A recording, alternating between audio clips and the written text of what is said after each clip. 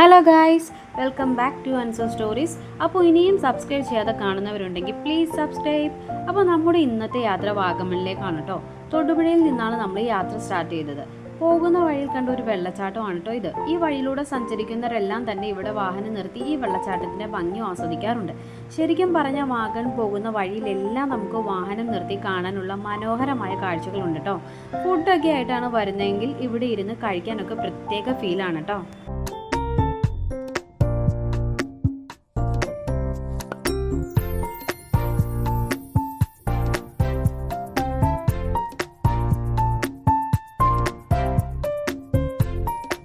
അവിടെ നിന്ന് മുന്നോട്ട് പോയാൽ മനോഹരമായ തേയിലത്തോട്ടം കാണാം കേട്ടോ.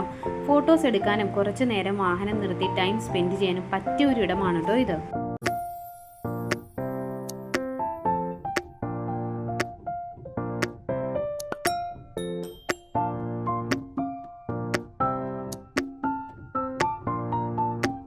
ശരിക്കും പറഞ്ഞാൽ ഇതൊരു ഉച്ച സമയമാണ് കേട്ടോ.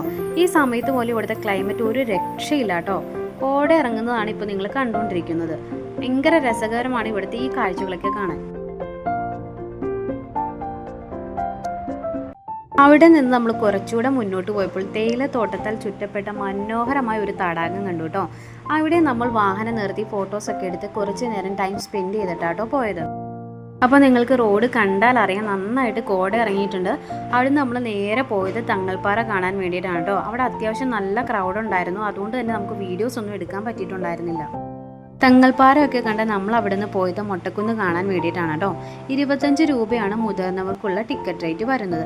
ഇവിടെ ഇങ്ങനെ നിന്നാൽ കണ്ണെത്താ ദൂരത്തോളം പച്ചപ്പുൽ തകിടുകളാൽ സമ്പന്നമായ കുന്നുകൾ കാണാം. ഇവിടെ ചെറിയൊരു ആക്ടിവിറ്റി ഏരിയയും ഉണ്ട് കേട്ടോ. അപ്പോൾ അതിന് പുറത്ത് റോഡ് സൈഡിൽ ധാരാളം കടകളും ഹോഴ്സ് റൈഡും ഉണ്ട് കേട്ടോ.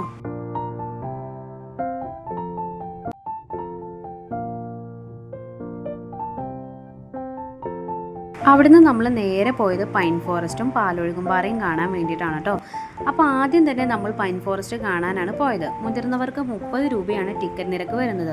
ഉയർന്നു നിൽക്കുന്ന പൈൻ മരങ്ങൾക്കിടയിലൂടെയുള്ള നടത്തം വളരെ രസകരമായിരുന്നു കേട്ടോ.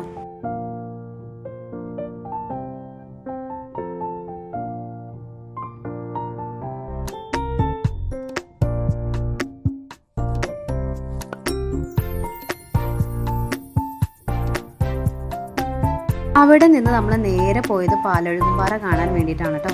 അപ്പോൾ നിങ്ങൾ ഈ കണ്ടുകൊണ്ടിരിക്കുന്നതാണ് പാലൊഴുകുംപാറ.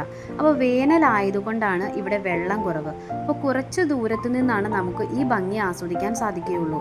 കുറച്ച് ഓഫ് റോഡൊക്കെ സഞ്ചരിച്ചാൽ അതിനടുത്ത് എത്താമെങ്കിലും അങ്ങോട്ടേക്കുള്ള സന്ദർശനം അപകടകരമാണെന്ന് അധികൃതർ മുന്നറിയിപ്പ് നൽകിയിട്ടുണ്ട് കേട്ടോ.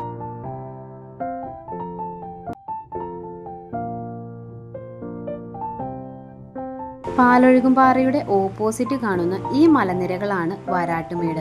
അവിടെ നിന്നുള്ള വ്യൂ വളരെ മനോഹരമാണ് കേട്ടോ. ലേറ്റ് ആയതുകൊണ്ട് ഞങ്ങളിപ്പോൾ അങ്ങോട്ടേക്ക് എന്തായാലും പോകുന്നില്ല. അവിടെ നിന്ന് നേരെ തിരിക്കുകയാണ് കേട്ടോ ചെയ്തത്.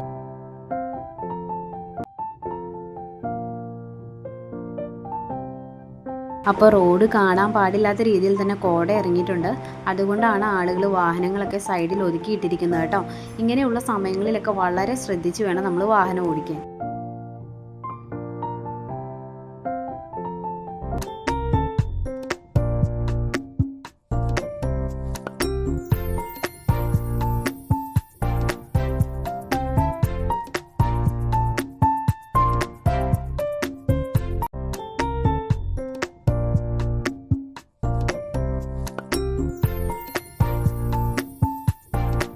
ശരിക്കും കോട മാത്രമല്ല കേട്ടോ, ചെറിയ ചാറ്റൽ മഴയും ഉണ്ട് കേട്ടോ.